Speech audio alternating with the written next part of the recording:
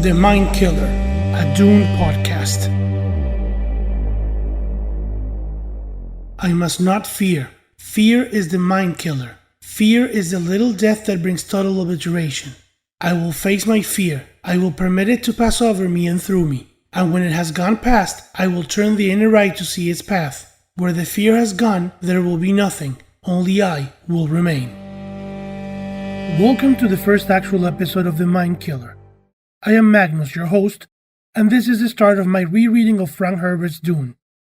Reading the book's first chapter, and this will have spoilers regarding the full story of the book and sequels, what I found interesting from the very start is that the excerpt from Princess Irulan's writing at the beginning of the chapter suggests that Muad'Dib's life actually begins when he moved to Arrakis. It makes sense, but I did not remember this from the book. Another thing that caught my attention is that Herbert is very sparse with descriptions. There are hardly any location descriptions and only a few lines describing characters, most devoted to the Reverend Mother Mohiam. I don't remember if I had seen the David Lynch movie when I read the book, or where my mind's visuals for the Dune universe come from. They certainly don't match Lynch's aesthetic. They're more of a mixture between the Sci-Fi Channel's miniseries and the current movies by Denis Villeneuve. But they exist in my mind before either of those two versions. I find that, unless it's a tie-in novel from a franchise that originates in TV or movies, I don't actually have a picture in my head of people, places, etc. I have more of a nebulous idea that never actually moves into the visual part of my mind, but nevertheless, I have a clear idea of what people look, sound, etc. Yes, I said it was a nebulous idea, and then that it was clear. Deal with it. Then, I was highly satisfied with the world building Herbert gives us, all in very broad brushstrokes, mentioning the Empire, the Spacing Guild, the Chom, the Great Houses, Duke Leto's standing within them as a feared and respected man, that the Atreides need to have a master of assassins to fear Hawat. He also mentions the Butlerian Jihad, thinking machines and mentats, explaining what they do. That all helps paint the setting quite well. Herbert also introduces the Bene Gesserit Sisterhood with just enough information to make them feel powerful yet keep them mysterious. Their connection to Lady Jessica is quickly established, but Paul doesn't seem to recognize Mohiam as a Bene Gesserit at first. He thinks he's been sent by the Harkonnen. We don't know what the Harkonnen are or why Paul is worried, but interestingly enough, there is a mention by Mohiam of Jessica's father who must not be named. I didn't even remember that being hinted in the first book, which at this point is the only book. Paul gets his first prophetic dream, at least on screen, and I definitely did not remember him being kind of happy that they had to leave Caladan.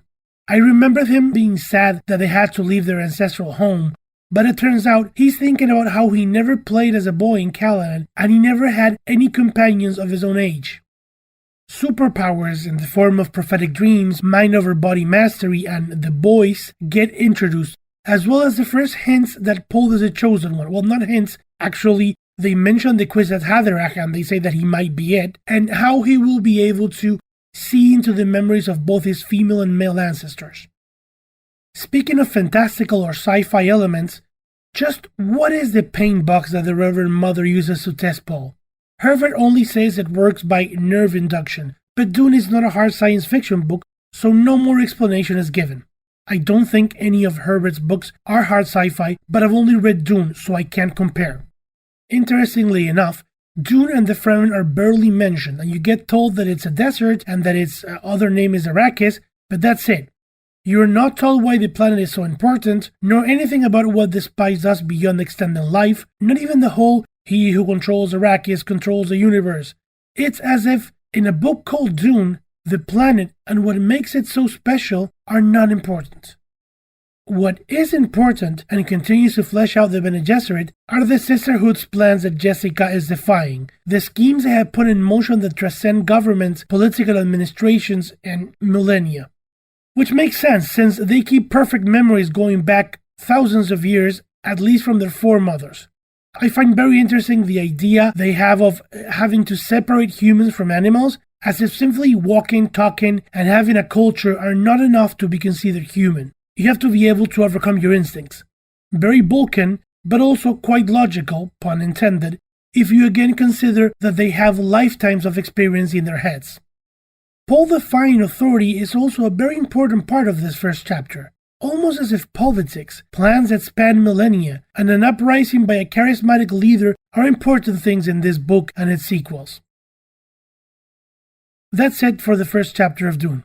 I just wanted to mention how I went about writing the script for this episode. As I mentioned, this podcast is not intended to be a deep analysis of the book, merely a way to make me read it again and to collect my impressions in a stream of consciousness form. So stream of consciousness that almost everything you just heard was written from the voice notes I took while reading the book, with only a couple of details that I looked up in the text while writing this. I just read the book and left my phone voice recorder on, uttering my impressions out loud. At 2 or 3 a.m., again, like a madman. Or am I, the Quizatz however you pronounce that. Until next chapter, I will let fear pass through me, so only I will remain. Praise Shai Hulud.